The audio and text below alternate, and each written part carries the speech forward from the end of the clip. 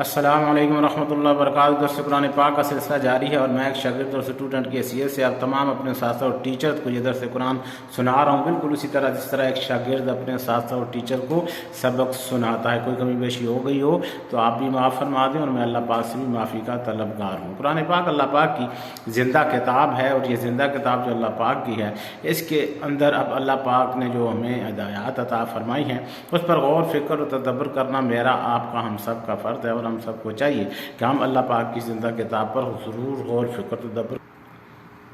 इससे पहले हम जहाँ पर पहुँचे थे कि अल्लाह पाक वहदहू ला शरीक लहू ने फरमाया है कि ऐ मेरे बंदो, तुमको जिस चीज़ का मैंने हुक्म दिया है कि उसको जोड़ के रखो तुम उसको तोड़ते हो, और जिस चीज़ को मैंने कहा है कि इसको तुमने इसकी इस्लाह करनी है तुम उसके अंदर फसाद डालते हो, और अगर तुम ऐसा करते हो तो फिर तुम खसारे वाले इंसान हो। अब आगे है औज़ु बिल्लाहि मिनश शैतानिर रजीम बिस्मिल्लाहिर रहमानिर रहीम कैफ़ा, जैसे कि हम उर्दू में कहते हैं क्या हाल है, तो अरबी में अगर आप इसको इसी तरह इसी जुमले को इस्तेमाल करेंगे तो आप कहेंगे कैफ़ा हालुक। तो ये जो कैफ़ा लफ्ज़ है ये इसी तरह इस्तेमाल होता है, क्या हाल है कैफ़ा हालुक, क्या में इस्तेमाल होता है। सवालिया जुमला है जिसमें एक सवाल किया जाता है, उसमें पहले कैफ़ा कहा जाता है। कैफ़ा क्या, कैसे, किस तरह, किस लिए।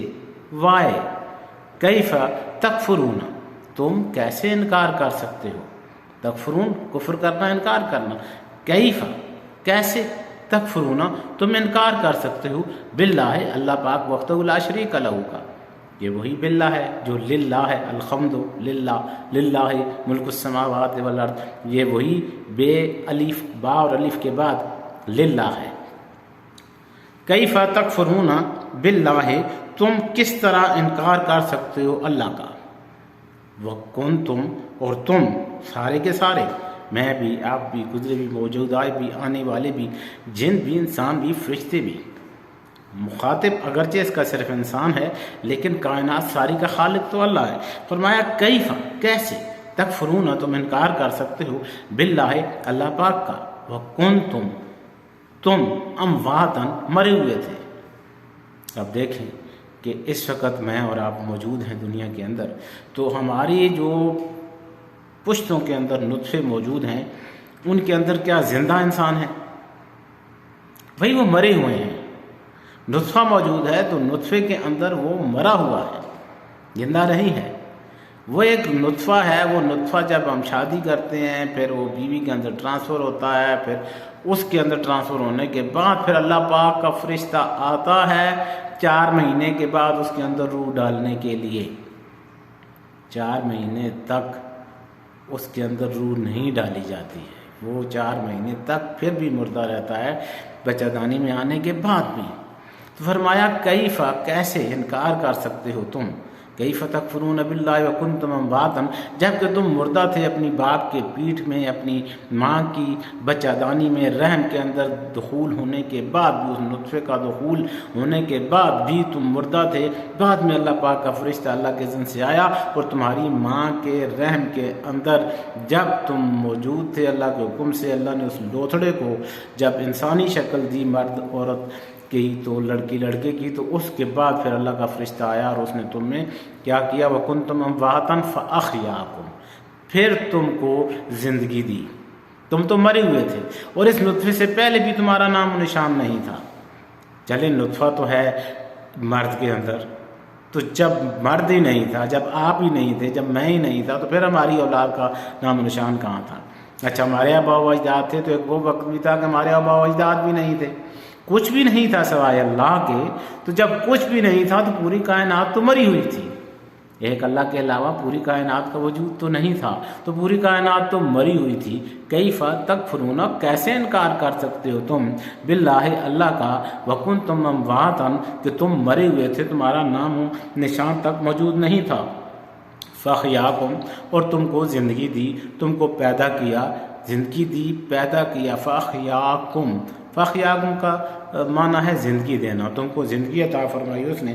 फ़अह्याकुम तुमको ज़िंदगी दी, सुम्मा युमीतुकुम, और ये जो ज़िंदगी तुमको दी है, चाहे वो माँ के पेट के अंदर तुमको ज़िंदगी वहाँ से शुरू होती है, फिर ये ज़िंदगी हम दुनिया में आते हैं, फिर दुनिया में टाइम गुजारते हैं, और लेकिन स्टार्ट माँ के पेट से हो जाती है। जब 40 दिन का, कुछ उलमा फरमाते हैं 40 दिन का कि 40 दिन के बाद रूह फूंकी जाती है, कुछ फरमाते हैं कि 40 महीने के बाद रूह फूंकी जाती है। लेकिन अगर 40 दिन का भी तसव्वुर करें तो 40 दिन तक भी वो नुतफ़ा अपनी माँ की रहम में बच्चादानी में मुर्दा ही हालत में होता है, लोथड़ा होता है, ज़िंदा नहीं होता है। तब तक ज़िंदा नहीं होता है जब तक कि अल्लाह पाक का पाक फरिश्ता अलैहिस्सलाम वहाँ आके उसके अंदर अल्लाह की अता करदा रूह को फूंक नहीं देता। तो मुर्दा होते हैं, फिर अल्लाह ज़िंदा करता है। जब ज़िंदा कर दिया माँ के पेट के अंदर, चाहे वो 40 दिन के बाद रूह फूंकी गई या 4 महीने के बाद, 40 दिन या 4 महीने जो भी है, लेकिन रूह फूंक दी गई। जब रूह फूंक दी गई, सुम्मा युमीतुकुम, उसके बाद किसी टाइम की तुम्हें मौत दे सकता है, चाहे माँ के पेट में रूह फूंकने के उसी एक लम्हे में मौत दे दे, चाहे पैदाश के वक्त मौत दे दे, चाहे पैदाश होने के 1 सेकंड बाद मौत दे दे, चाहे दुनिया में 20 साल 50 साल 60 साल 70 साल 100 साल 400 साल 1000 साल के बाद मौत दे दे, लेकिन मौत तय है। जिसके अंदर रूह फूंक दी गई ज़िंदगी की, फिर उसके लिए मौत तय है। फरमाया कि कई फ़ाक, किस तरह तक फ़ुरून, तुम इनकार कर सकते हो बिल्लाह, अल्लाह का, वकुन तुम, और तुम जितने भी सारे के सारे हो, कई फ़तक फ़ुरून बिल्लाह वकुन तुम अमवातन, तुम मरे हुए थे, अल्लाह पाक ने फिर तुमको ज़िंदा किया, ज़िंदगी दी। जब ज़िंदगी उसने दे दी, फ़अहयाकुम सुम्मा युमीतुकुम, फिर उसके बाद तुम्हें मौत देता है लाजमी। तुम अपने पहलू की तारीख उठा के देख लो, भरे हुए हैं। सुम्मा युहयीकुम, फिर तुमको जिंदा करेगा, फिर दोबारा जिंदगी देगा। एक हमारे वक्त मौत का वक़्त था जब हमारा नाम निशान नहीं था, या हम अपने बाप की पीठों में थे, या दादा की पीठ में थे, या बाप की पीठ में थे, या माँ के रहम में थे। फिर 40 दिन या 4 महीने के बाद उस लोथड़े के अंदर अल्लाह के इज़्न से ज़िंदगी फूंकी गई। तो क्या हुआ, वकुन तुम अमवातन, पहले हम मरे हुए थे, फ़अहयाकुम, फिर अल्लाह पाक ने हमें ज़िंदगी दी। वो ज़िंदगी जो हम ज़िंदगी की ज़िंदगी ये जो चल रही है, ये जो मैं और आप देख रहे हैं। फरमाया कि इसके बाद क्या होगा, सुम्मा युमीतुकुम, फिर तुमको मौत लाजमी आएगी। पहलों को भी आ चुकी है, तुमको भी आएगी। जिसको ज़िंदगी दी गई है उसको मौत वापस दी जाएगी। पहले मौत थी, फिर ज़िंदगी, फिर मौत। ये मौत जिसके नहलाए जाते हैं, जिसके कफन पहनाए जाते हैं, जिसके जनाजे होते हैं, जिसकी कब्रें खोदी जाती हैं, ये जो या नऊज़ुबिल्लाह मिन ज़ालिक हिंदू उसमें जलाया जाता है, ये जो मौत जो मुझे और आपको दिखाई देती है, ये सुम्मा युमीतुकुम है। उसके बाद की दूसरी मौत है। फरमाया कि उसके बाद फिर क्या होगा, सुम्मा युहयीकुम, फिर वो तुमको ज़िंदा करेगा, उसके बाद फिर ज़िंदगी देगा। इसी तरह जिस तरह पहले हम अपने परदादा की पीठ में नुतफ़े की सूरत में मुर्दा थे, अपने दादा की पीठ में नुतफ़े की सूरत में मुर्दा थे, अपने अब्बू जान, पापा या वालिद साहब या डैडी की पीठ में मौजूद थे। अब वो भी बच्चे थे, खेल रहे थे, कभी क्रिकेट कभी गुल्ली डंडा, वो बच्चे थे तो हमारा नाम निशान नहीं था, तो हम तो मरे हुए थे ना। फिर एक वक्त आया कि फिर हमारे वालिद साहब बड़े हुए, फिर बड़े होकर उन्होंने शादी की। फिर शादी बिल्कुल उसी औरत से की जिसने हमारी माँ बनना था।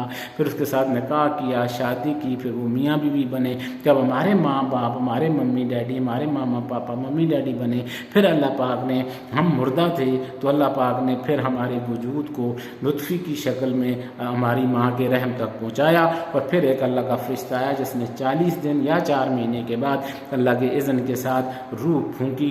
तो फिर ये हमारी मौत के बाद जिंदगी थी। कैफ़ तकफ़ुरून बिल्लाहि व कुंतुम, मैं और आप हम सब, व कुंतुम अमवातन, तुम मरे हुए थे, फ़अहयाकुम, फिर अल्लाह ने तुमको ज़िंदगी दी, सुम्मा युमीतुकुम, फिर तुमको मारेगा, मारता है, तुमसे पहले को मार चुका है, सुम्मा युहयीकुम, और फिर तुम्हें ज़िंदगी देगा। यानी कि एक ज़िंदगी माँ के पेट से शुरू होती है और एक ज़िंदगी कब्र के पेट से शुरू होती है। माँ का पेट भी आम पेट की तरह नहीं होता।